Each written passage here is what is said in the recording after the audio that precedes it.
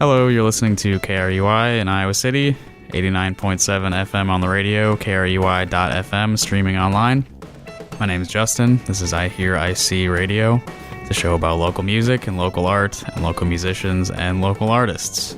Before I get into the show today, I want to let you know we have one more iHearIC concert this year. That'll be December 1st at the Trumpet Blossom, beginning at 8 p.m., and it'll feature performances by Vero Rose Smith, The Demon Possessed, Shakes, Will Yeager, and Annika Kildegard.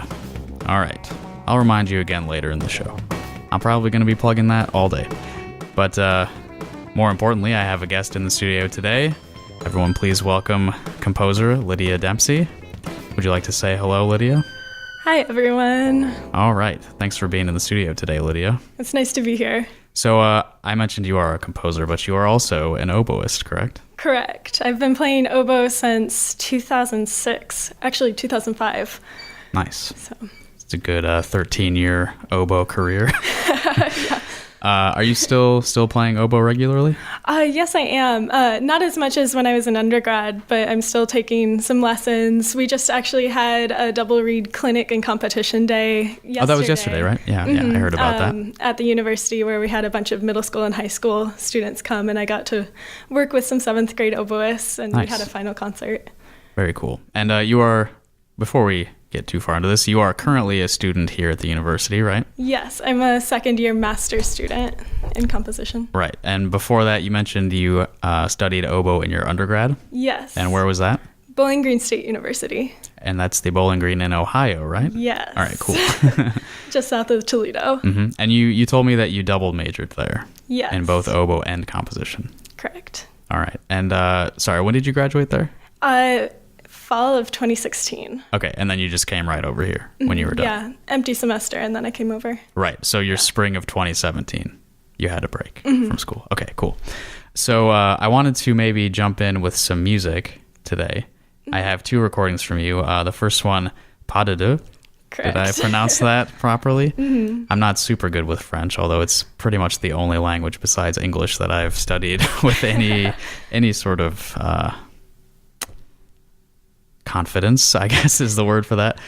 What can you tell me about this? You're better than me at it then. Oh, well. What can you tell me about this piece, though? So this piece was inspired by me starting to take dance classes, and that was inspired by writing a ballet the year before. So I wrote this ballet called The Wishing Well, working with a choreographer, Sophia Schmitz-Gerald.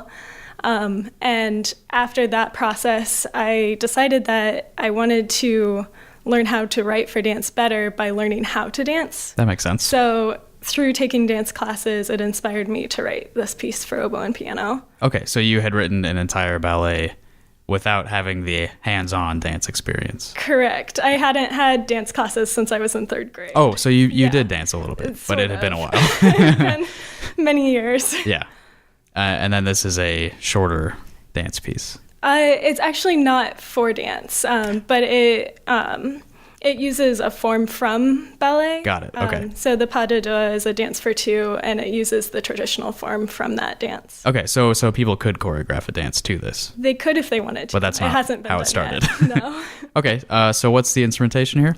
It's for oboe and piano. It was originally written for Nermis Miesis, who was my teacher at Bowling Green. Okay. And her husband, Xavier Suarez. Okay. And do you have any piano chops? Yes, not as much anymore, but it was my first instrument. Okay, got it. I started playing it when I was 3. Cool. Wow, that's Yeah. pretty young. Okay, so this is for oboe and piano, and you have experience on both. So this is, and it's after you had taken dance classes. So you have the full experience under your belt for this piece. This is all of your expertise at once. Somewhat. That can make it a little more nerve-wracking to write for me, though. Yeah, that makes sense. A little too much. Right, yeah. You can, you feel, how should I put this? When you know the instrument well, what's wrong with it. Yeah. So you don't go in that direction and push the performer as much. Right, yeah. So do you want to listen to it? Sure. All right, let's hear it. This is Pas de deux by Lydia Dempsey.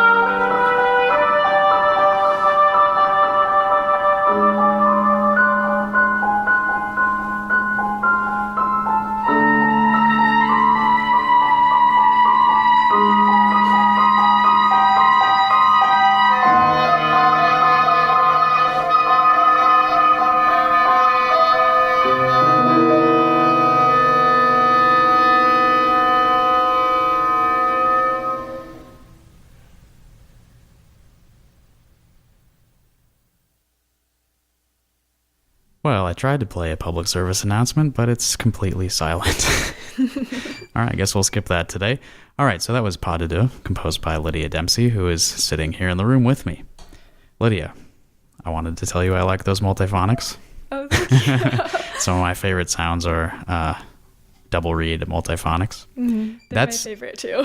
Yeah, that's actually a benefit of writing for your own instrument because you are aware of the fingerings that they use there, so you'd be able to, you know what works. Somewhat. I can always go look at the book and test them out and see if they work on my instrument. Where do you get your multiphonic fingerings from? What book do you use? So mainly I use the Libby Van Cleve Oboe Unbound book, but then there's also a Baron Reiter book that has millions and millions of multiphonic fingerings and alternate who knows what fingerings. Anything you can do on oboe is in that book. Nice. I have not heard of that one, so that sounds good.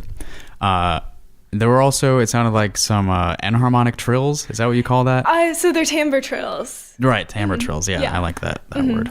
Yeah, they're used throughout the piece to imitate. In ballet, there's this technique where the ballerina is up on point and she's moving her feet really quickly, so it kind of looks like she's floating almost. Oh, yeah. And so it's to imitate that idea in ballet. Okay, that's cool. Yeah, I like that. The timbre trill we're talking about is... I assume the way that you wrote it is you're trilling between two alternate fingerings of the same note? Correct. That's usually how I interpret that. So one of the fingerings is the normal fingering that people use all the time, and then the alternate fingering is usually either slightly detuned or it's just a duller sound. Right, it sounds different somehow. Right. Yeah. Mm-hmm. And before we listen to that, you mentioned that, actually before I ask that, who are your performers for this? It was the original performers, so Nermis Mieses and Xavier Suarez. Got it. But it's been performed by two other ensembles since then. Great. And I assume that recording was at Bowling Green? I think they actually made it when they were at a summer festival that Xavier was working at. I think it was in... somewhere rural Ohio, rural Indiana. Okay, cool. But yeah. How many times have they played it? Do you know? They've played it, let's see, 3 or 4 times. Nice. That's good. I know it's always Nermis good when you can get it performed more than once. Right. I know Nermis has brought it to some of the master classes she's done at other schools whenever Xavier's been able to go with her. Nice.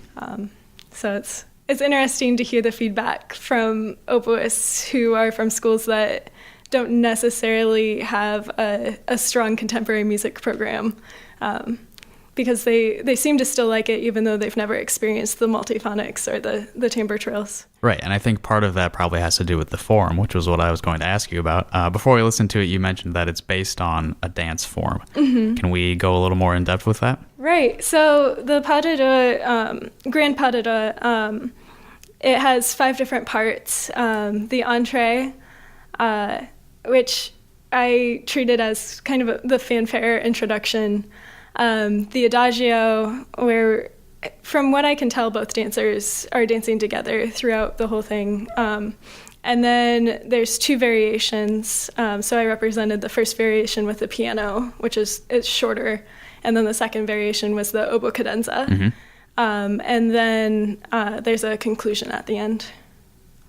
Got it. All right. So it's pretty simple 5-part form there. Yeah, and I think that would add some appeal to maybe more traditionally minded musicians. Right. When they hear like a very clearly defined form in a piece, it makes the multiphonics and the extended stuff a little more palatable for them. Exactly. Yeah, and it was different for me because I normally don't use a traditional form of any sort. Right. The form just comes together or there's no form at all. Right. So it was... Even no form is a form. I don't mean to contradict you. I'm just saying that is a choice. No standard form. Yeah. Yeah, I also don't really work in traditional forms at all. I don't really think about it that way. Although I did write a string quartet a few years ago, which I based pretty heavily on traditional string quartet form. I had like 4 very clear sections, which I usually don't do, but just like popped 4 into my head. Movements? Yeah, okay. Like a And also followed like slow and fast, sort of how like Beethoven did it in his early string quartets. Did you go as far as using sonata form, or? No, not really. Other than it being four distinct sections with their own sort of tempo characteristics, I did not really follow any sort of sonata form or anything like that. Since we're talking about string quartets, or I am, you did mention that you are currently working on a string quartet. Yes, I am. You want to talk about that a little bit? So I actually started writing it last fall, the first movement, and the first movement's microtonal. It's inspired by Chelsea a little bit, Giacinto Chelsea. And so it's really ethereal, microtonal, things grow and expand and contract. There's no clear melody, and there's not a lot of rhythmic movement. And then now I'm working on the second movement, which has a lot of articulated gestures, and silence is very important in that movement, whereas the first movement, there's hardly any silence at all. So the string quartet is going to be read by the Jack Quartet in a couple weeks, when the Jack Quartet comes to University of Iowa for a reading session. Nice. With the Center for New Music. Actually, the string quartet I was talking about was also performed by them. They're a great ensemble. Like, you can write anything for them and they will nail it. You really can. And they'll play it almost perfectly the first time. Yeah. I have one piece that they did in a reading session. I have a recording of that, and it's like completely perfect. And then I have another that they performed live, which is also completely perfect. That's wonderful. Yeah, they're great. When they read the first movement last year, the only mistake, and it wasn't a musical mistake, was that one of the performers started coughing in the middle of the reading session and couldn't stop coughing. Wow, they better get that under control. You mentioned Chelsea. Yes. The composer. I don't know a lot of his works, but the four pieces on a single note are very formative for me, which I assume is sort of your influence for what you were talking about. Yeah, so that piece I performed in the New Music Ensemble at Bowling Green. You performed it? Wow, that's great. Yeah, back, I think I was a sophomore, and I'd never heard of Chelsea. I'd never played anything microtonal before. And I was looking at the music in my practice room before our first rehearsal, and I was like, oh, this is so easy. And then I got to rehearsal, and it was a whole nother ballgame. Right, yeah. They're four pieces on a single note, which sounds simple because you're only playing one note, but it's very much like about the details. Like you're bending the notes slightly out of tune, up or down. There's like... Well, you've performed it. Why don't you tell me what that experience was like? So my main memory from it was spending about an hour trying to find a fingering to play one of the microtones, because on oboe we can't just move our finger up and down the string and find the right pitch. Can you actually, I don't know this. Can you bend using your embouchure very well on an oboe? We can pretty well, but the tone goes out the window. Right. So you kind of have to pick what you want to emphasize. Okay. But yeah, so we were attempting to bend it with our embouchure, but the conductor was like, no, you need to find a fingering for it. So that's my biggest memory. And also the brass parts. It started to get me to think about trombone more, because the trombone parts were really important, especially because they can they have a slide, so they can go anywhere. So they were bending the pitches a lot more often than the oboe parts. Yeah. It's been a few years since I listened to that piece. Is there even percussion in it? I can't remember. I think there is. I'm pretty sure there is. Okay, cool. Yeah, it's been a while. So this guy, he was not particularly well known as a composer in his life. No. From what I remember, he was just kind of an eccentric rich guy, I think. That's what I remember from my research. Yeah, so he could sort of just compose whatever interested him. Right, and he did a lot of improvisation.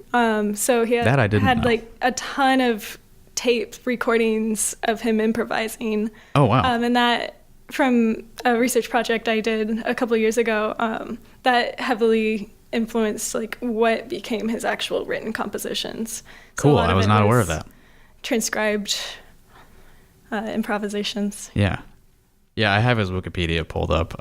He died in 1988, which is later than I thought. I thought he was like pre-50s. But actually, the 4 Pieces on a Single Note was 1959, so I was completely wrong there. So I would like to maybe ask you about stuff from way, way back. You mentioned that you started playing piano when you were 3. Yes. So do you come from a family that's very like musically active? So my dad doesn't play anything. He can play the kazoo. That's about cool. it. That's good. Some people can't. But he listens to classical music all the time now. My mom learned piano when she was little, did flute through high school band, and now she rings handbells in the church bell choir. Oh, that's fun. Have you done that? Yes, actually, I just rang at my church this morning. Nice. Where's your family? Where do you live? I'm from Fort Wayne, Indiana. So you were there this morning? No. Different bell choir. Oh, okay. I assumed. Yeah, my church in Iowa City. Okay. Your local church, not your family's. All right. No, I had to fly to get back here. Yeah, I was going to say, how'd you get back so soon? I rang bells in middle school and high school, and that was fun. That was one of my, like, somebody's calling on the phone, but I'm going to let it ring. I'll put that down. All right. Yeah, how much did you ring bells? And you're doing it now, so I mean, what? So I started when I was in 6th grade. We had a youth bell choir, and then my senior year, I got nerve damage in my arm, so I stopped ringing because I needed to drop something so I could keep playing oboe to get rid of the pain. And then I started last January here. Got it. Mm-hmm. Yeah, it's an interesting sort of ensemble thing because people generally only have like a few notes. Mm-hmm. So you're watching the music go by on the page and you have to hit just the notes that you have. Mm-hmm. And right in the exact time where it needs to happen. Yeah, you have to have like a very coordinated group of people to pull it off. Mm-hmm. I was usually playing the like lowest bass notes. Oh, those ones are heavy. They are very heavy, yeah. Yeah, so any sort of like rhythmic passage in the bass is like very basic. I never really have like gone to the gym or lifted weights or anything, mm-hmm. but like that was my weight training mm-hmm. was lifting like the lowest pitches of the bells. What bells did you typically play? So when I first started, I was ringing the really high ones, and then I switched to a slightly harder part when I was in high school, and now I'm ringing it's the F and G above middle C, which is an easier part, but the bells are more difficult to actually get to ring in time since they're bigger. Oh yeah. You have to take physics into account too, because right. the ringer, like you have to you have to ring the bell like at the right time so that the ringer hits the bell mm-hmm. when the note is supposed to sound. Exactly. So your physical motions are like a little bit ahead of that. Mm-hmm. Yeah, I haven't done this in years, but like just thinking about it again, there's so much that goes into playing those. Mm-hmm. And when you're playing the highest notes, you usually have like at least 2 bells in your hand at once. Right, yeah. So I did like a lower octave and upper octave for when I was doing the highest bells in each hand. And then when I got moved to a different part, there were some times where I actually held 3 in my left hand. Wow. Which is not actually typical, but I just needed that extra octave for some of the music. Right. So I would grab it, ring it, and then drop it so I didn't hurt my pinky. Yeah, so you've got one bell. So one's between your thumb and your first finger. The other is between your first finger and middle finger. And then I had the third one between my ring and pinky finger. But it's like the highest bell that we had. Right. So it's pretty tiny. And the bells are like facing different directions, so you can ring them individually. Right. Mm-hmm. So how did you get a third angle in there? So that one I just picked up whenever I needed it. Okay. So it was the same angle as the lower octave. Okay. So you were able to like isolate one of them so they didn't both ring at once? Mm-hmm. Okay. Yeah. Well, usually I wanted all three if I was grabbing that high one. Yeah. But All right, fun. yeah. All right, that's a lot of bell talk. Sorry about that. I need to pull my weather report up.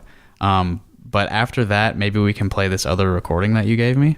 Sounds good. And this is called Catch Light. Let me do the weather real quick, and then we'll talk about that, and then we'll listen to it. So it's currently 4:29. It's mostly cloudy. Temperature is 39 degrees Fahrenheit, quite a bit warmer than it was yesterday.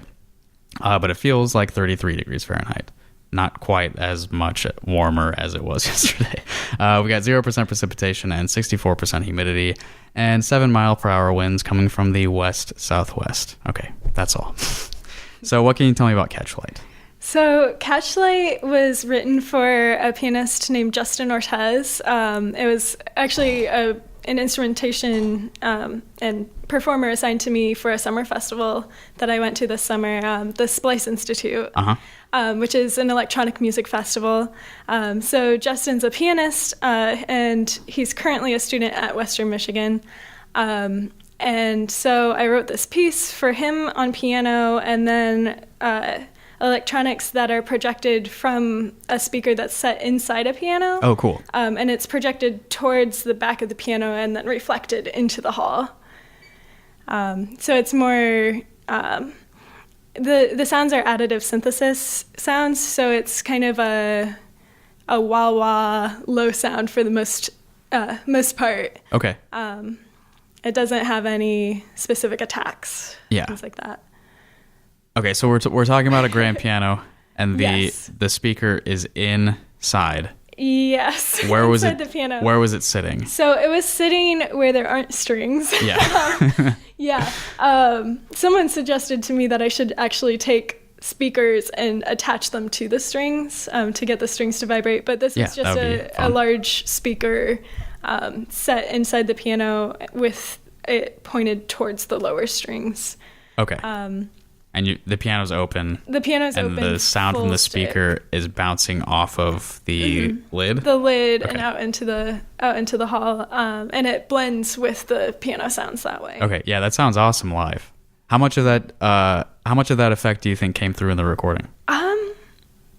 I think it's blended pretty well. I wouldn't say I could tell that that's what's happening. Right.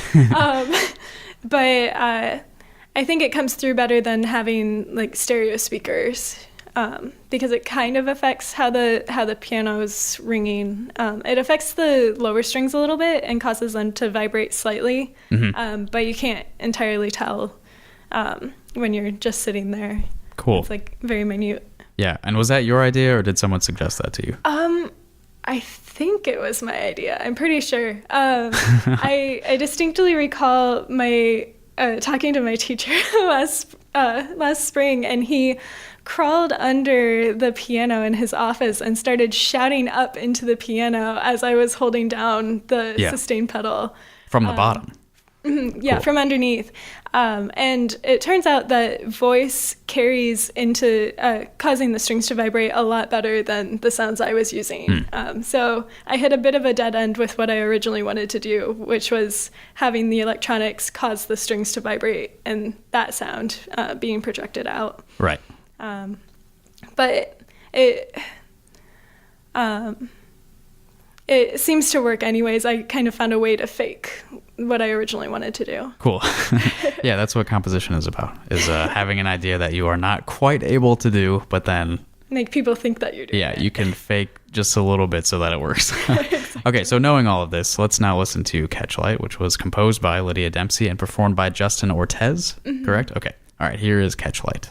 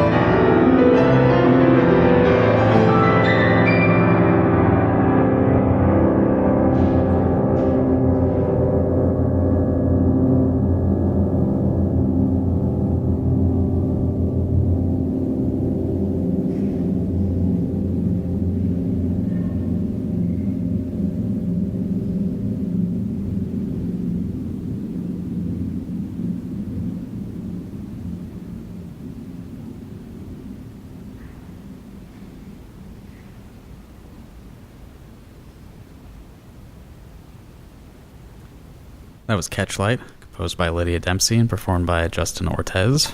If you're just tuning in, this is iHearIC Radio. My name's Justin, and I have Lydia in the studio with me, who composed the piece you just heard. Great job on that piece, Lydia. Thank you. I would recommend listening to that with headphones because Yes. I could hear the effects of that speaker much better when I had the speakers right up next to my ears, and I could not hear quite as well with the monitors here in the studio. Right. Yeah, it's one that you have to have speakers that are good at playing the low frequencies. Yeah, for sure. Definitely. Yeah, I think it worked great though. That's a really interesting combination of sounds. Thank you. I want to try more inside piano stuff. I don't think that gets done enough. Yeah. Well, it's just a speaker. I didn't have him actually playing inside the piano. Right. Yeah, but just putting stuff in there in general, Right. It can takes too much really time to change. set up, so people don't want to do it. Yeah, you'd think it would be easier because I wasn't requiring a microphone. I didn't have a bunch of speakers. I just wanted one speaker inside the piano, but it ended up turning into a pretty big ordeal trying to get it to happen at the conference. Yeah. The piano tuner for the Were they like very university- protective of their piano? Yeah, he came by and saw that it was inside the piano and made them take it out. Oh, And then about an hour later, one of the people from the festival put the speaker back in. So, because I wasn't doing anything to hurt the piano. Right. Yeah. But Yeah. Some people. I mean, I get it because pianos are very expensive, and exactly. it's like a lot of damage to pianos is like completely irreparable. So I understand being protective of them, but Right. but I also do like very questionable things with pianos that I'm sure if the owners of the pianos saw me doing them, they would be unhappy. So before this, I asked you about your musical upbringing, and then I wanted to talk about bells too much, so I got distracted. But you mentioned your dad is not really a musician, but he listens to a lot of classical music now. Yes. Is that like a recent development? So there was one day, I think I was in high school, I got into his car. It was before I had a driver's license. And so he was driving me somewhere, and the classical NPR station in Fort Wayne was on. And I like almost stopped breathing. I was like, what's going on? Like, where's the oldies music? And now almost every single time I get into his car, it's the classical station. So I think it partially came from me being in music lessons and him being surrounded by his children in music lessons, playing it all the time. So he wanted to get to know more about it. Oh, that's good. So you have siblings also? Yeah, my older brother. Okay. He's about 3 years ahead of me. And what kind of music has he engaged with? So he played piano for a while. He actually, even though he's older, he started after me. And then, so he's pretty competitive. We've always been a little competitive against each other. But so I was better than him since I started before him. And so he used middle school band as an excuse to quit piano and start trumpet. And every so often he still gets his trumpet out, but he's in doctoral school for toxicology. So he doesn't do a whole lot of music Got other anymore. stuff going on now. Okay, so you told me at the beginning that you started oboe in 2005? Yes. Is that right? So Okay. I was in 6th grade. Okay, cool. And you started piano at 3. So anything in between that we should know about? In between those, I was in church choirs. I didn't actually start piano lessons till I was 5. So my mom started... Way late. No, my mom started teaching me and then realized that it was not going to go well if she tried much longer. We were starting to butt heads a little bit. I see. But Even at that young age. just a little bit. But in between, not so much. I was doing some hand chimes and the church choir, and we had this Orff instrument group, so I was like playing recorder and different little xylophone things. But that's about it between piano and oboe. But after I started oboe, I also learned how to play English horn, which is pretty similar. And then I marched tenor saxophone in high school. Great. And then I You didn't want to march with the oboe? No, not particularly, especially not my good one. I didn't want it to crack in the cold Indiana weather. But Speaking of expensive instruments, oboes are up there. yes. Not quite as bad as bassoons, but Yeah. they're not too bad. If you look at good string instruments, they're nothing like how much those cost. Yeah. If you wanted to be good, sure. Right. How much sax have you played outside of that? Outside of that, I don't think I've picked one up since my junior year of high school. Because I didn't own my own saxophone. Yeah. So I did it for marching band and pep band. And then I did oboe for concert band. So I switched back. And I did marimba for a year and some organ lessons. Why'd you pick up the marimba? So I injured myself my sophomore year of marching band. It probably started earlier when I was playing softball. But the band directors were like, well, we don't want to risk you hurting yourself again the next season. So they were like, well, you can play keyboard. So why don't you play marimba and then you're not marching? Right. And I really like playing marimba. It's a cool instrument. Yeah, I went into the marching band pit by choice, not by injury, but just because I hated marching. So, and I had to be in the group, so I just like managed to get myself into the part of the group that doesn't walk around. Yeah, I actually missed marching a lot. Yeah? Yeah. I have never missed it. I just really didn't like it. Lugging the tenor around wasn't my favorite, but it was better than pushing the marimba across the parking lot all the time. Yeah, I played mostly vibraphone when I was in the pit. Okay, a little bit easier to move. Yeah, a little bit. I have to play a grant spot now. Okay. But since the public service announcement didn't work, let's see if this time we get something. So here's a grant spot. Is provided by Veterans for Peace Chapter 161, who are also sponsoring an Armistice Day observance Sunday, November 11th at 10:45 at the Clinton Street entrance to Old Capitol in Iowa City, immediately followed by lunch and open mic at Old Brick. This event is to promote peace and to remember the victims of World War I, both veterans and civilians. For more information, please visit www.vfp161.org. All right, very nice. So I figured out the problem. If you are a fellow DJ here at KRUI, make sure that the fader labeled Local 1 is not turned down. That's why we didn't get the PSA earlier, but no big loss. So we've got maybe about 6 minutes before we need to get into plugs. So we should talk about what you're working on now. So what do you have coming soon? So mainly I just have my string quartet that we already talked about. Yep.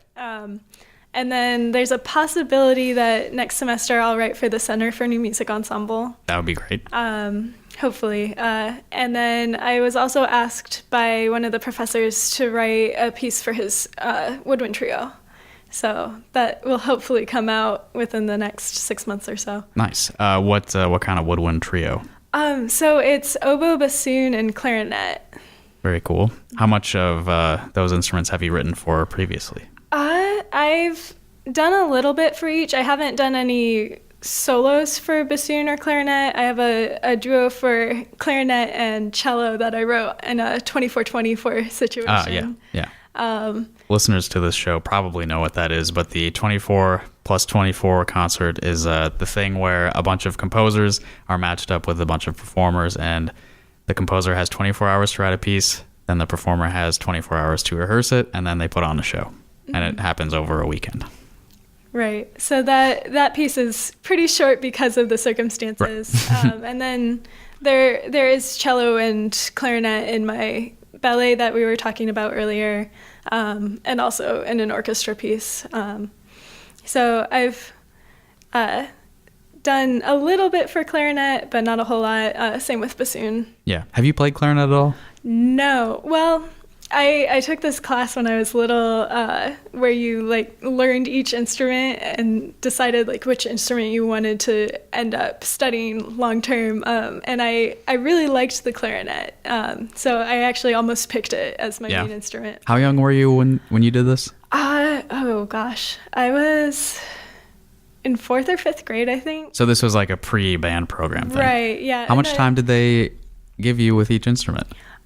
So we had a week. It was like a summer camp. Okay. Not with each instrument, but a week. But total. a whole week where you're like trying these things out. It was a summer camp, and it was every morning, and it was actually taught by my middle school band director. But it was for anyone in the city. Excuse me. So we were at a local college, and I think the first instrument he had us do was clarinet. I'm pretty sure. He started with woodwinds and moved to brass, and then oboe was on the last day. Yeah, that sounds like you have like a way better like jumping off point to get into a band program with that, as opposed to what I did, which was like they hand you a mouthpiece and like if you can make a sound on it, like that's an option for you. But you're given like maybe 10 seconds with each mouthpiece, so you don't really know what you're getting into at all. Yeah. That's really different. Yeah, they tried to get me to play trombone, but my dad played saxophone, and like we had access to a saxophone, so that's what I went with. That makes sense. Yeah. So you mentioned you may be writing for the Center for New Music. Possibly. Is that something you've started on yet? I've started thinking about instrumentation. I haven't actually started working on the music part of it. I know I want trombone and trumpet in it, and strings and a couple woodwinds, probably not oboe, maybe English horn to still have a double reed sound, but something different. Yeah. And are you going to be finishing your master's in the spring? Yes. Okay, so this would be maybe your thesis? Or do you have something else for that? Originally, I was going to do this as my thesis, but the string quartet's taking a little bit longer than expected, so the quartet will be the thesis, and then I'll do the Center for New Music piece later, just to make sure I have the thesis done and ready to go. Yeah, and when is that string quartet happening? There's going to be a live performance of that? Right. So the reading session, I believe, is the Wednesday before finals week. So I think that's the 3rd of December. You're probably right. Pretty sure. Oh, no. The 3rd of December is a Monday. Oh, okay. So if it's that week, it's the 5th. Okay. It must be the 5th then. It's the Wednesday before finals week. Yeah. The Jack Quartet will be here doing all the readings, and then they have a performance in the spring, early spring, where they'll pick whichever pieces they liked from the reading session and perform those pieces on their concert. Cool. So you may be selected? Possibly. You don't know for sure yet. Yeah, it seems like everyone's writing a string quartet right now, so we'll see who gets chosen. Yeah. How many of you are there in the composition program now? That's a good question. I don't know. I'm not sure. There's some doctoral students who've disappeared, but I think there's around 20 of us. Okay, that's a lot of string quartets. Yeah, I think there might be 1 or 2 people who aren't writing ones. But. Okay, and to close out our little discussion, do you have any like pie in the sky dream compositions that you would like to work on at some point? Oh goodness. Not particularly right now. I know I want to dig more into dance collaboration and doing more stuff with electronics and visual art.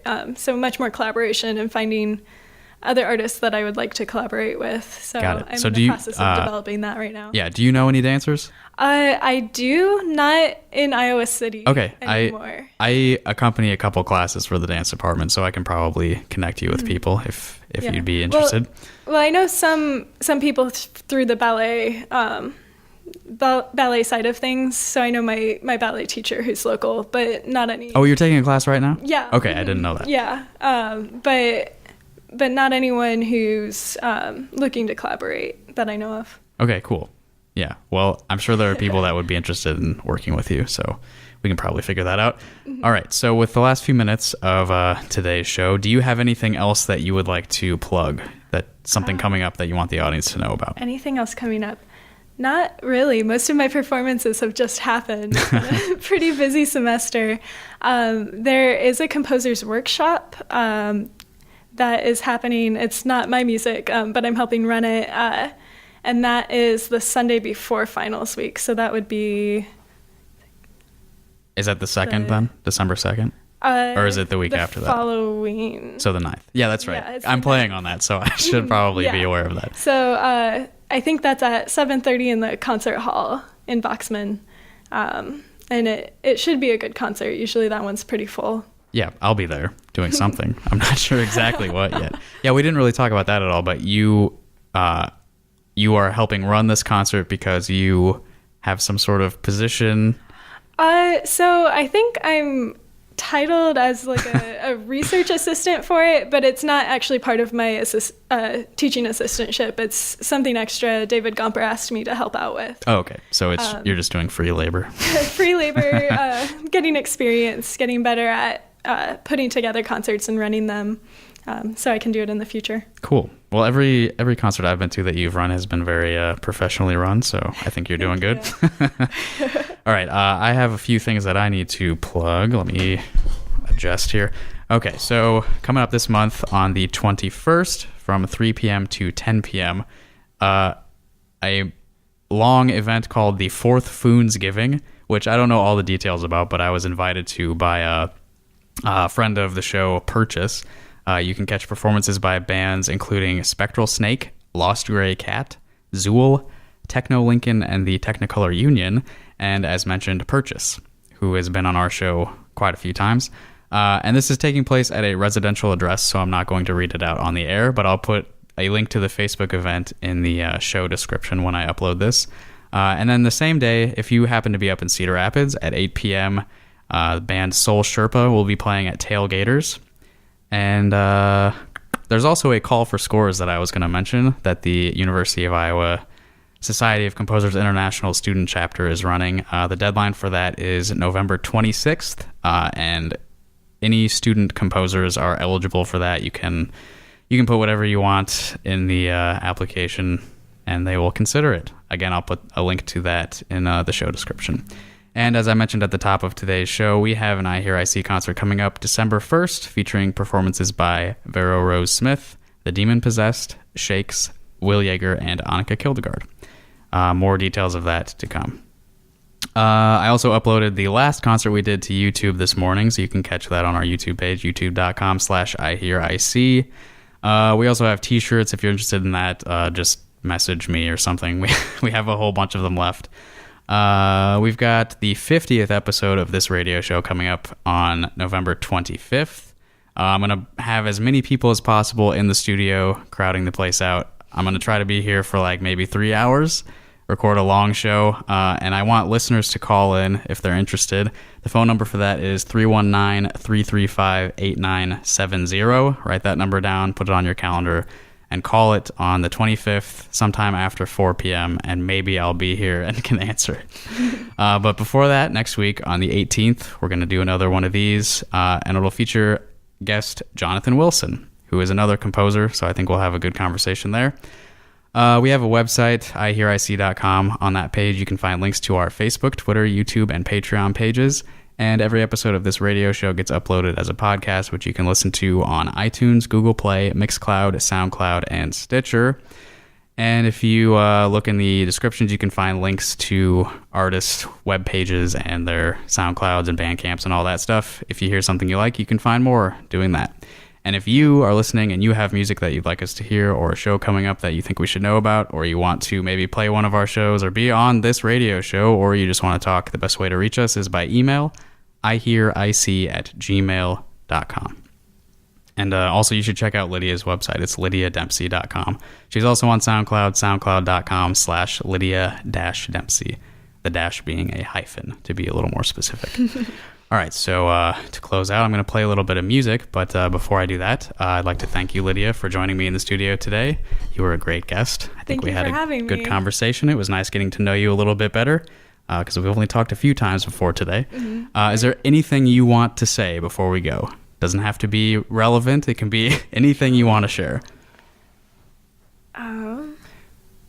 I didn't mean to put you on the spot, but it can be as simple as thanks for listening. Yeah, thank you for listening. All right, great. So check out Lydia's stuff online and tune into the show next week. And here is a recording of Day Buyer from our previous concert on November 2nd. This is the first part of her performance on the Yamaha DX7. And after that, Lydia and I will be heading home. So thank you for listening. See you later. Here is Day Buyer.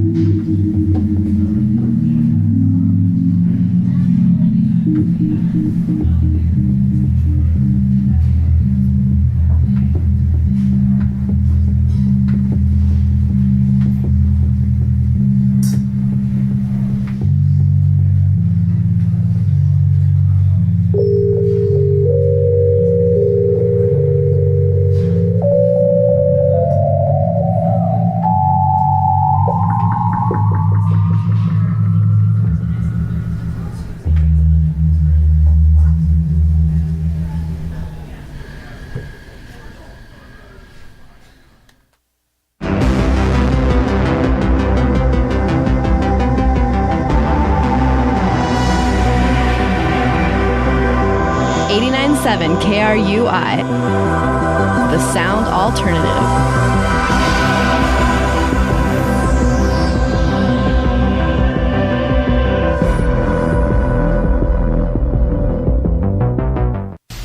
The illuminating beacon at the end of the dark tunnel of burnout commercial radio. This is your sound alternative, KRUI, Iowa City.